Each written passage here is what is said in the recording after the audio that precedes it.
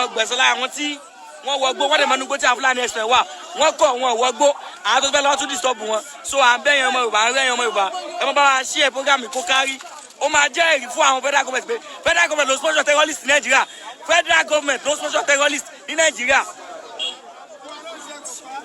wọ́n ti ń trace wa láti gbàtà sí wọlé ní Abatapa ó dẹ̀ jẹ́ nǹkan ìyàlẹ́nu fún wa pé bí a ṣe ń gbìyànjú láti dẹ́kun ìwà àbàjẹ́ ní ìjọba ṣe ń encourage àwọn tí wọ́n ń hu ìwà àbàjẹ́.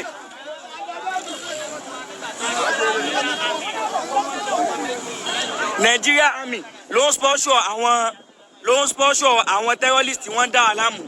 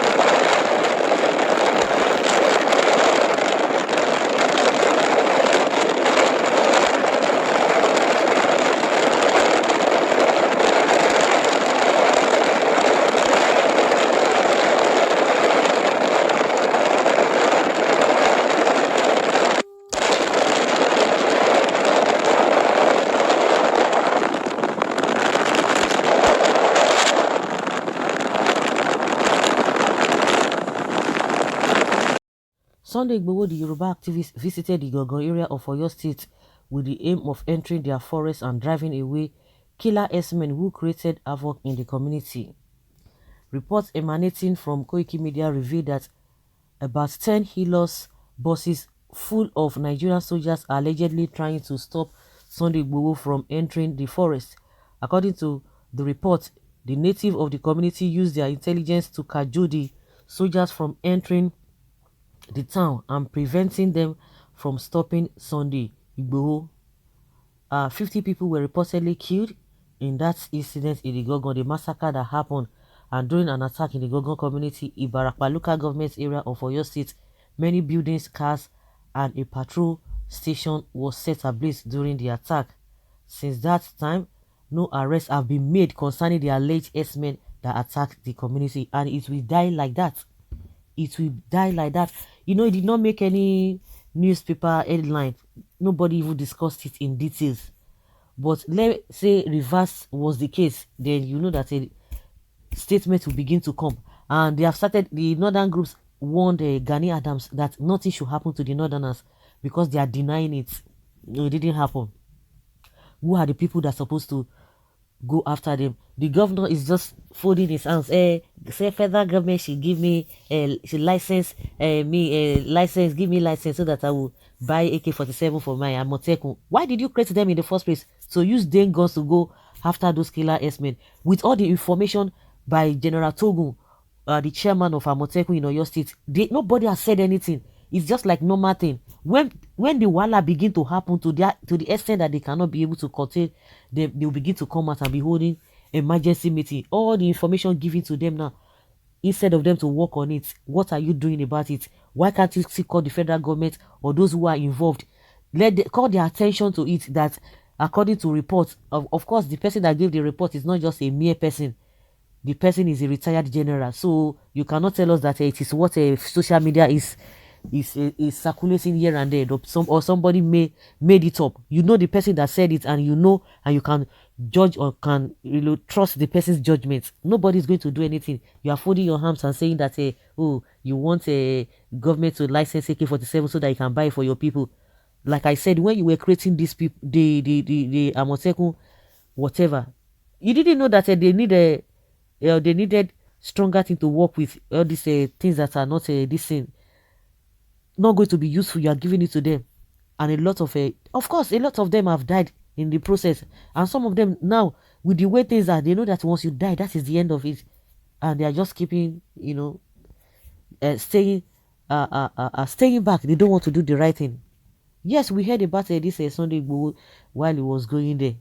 The problem is that these police people or the soldiers, they call themselves, when things are happening, for how many hours the people that perpetrated this crime, they stayed how many hours, yet the police did not get there, the army did not get information to get there, and people said they got this information before, and they told the security operatives, yes, they did nothing. You see what happened again in Ogun State, and a lot of people are blaming the Yorubas or the people who captured the Fulani Herdsmen, who perpetrated the same thing before they were being repelled by agitators, and according to what we heard, and hunters. And at the end of the day, they caught two of them. They said in that process, the police came. And I was just asking myself, had it been the Fulani Herdsmen were having upper hand on the community, you will not see police coming there. But as soon as I don't know, because you can just put these things together.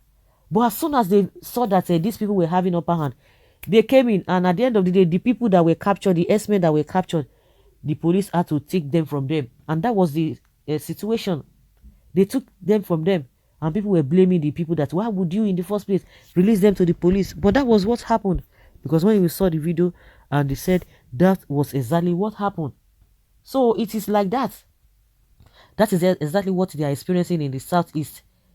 They are experiencing that in the southeast, and now they are telling us that because they are destroying government facilities, and which, for reasonable people, for people who can think deeply and think outside the box, you will know that how can the same people be destroying their own thing to do what? And they will tell you, oh, they want to get a Biafra by force.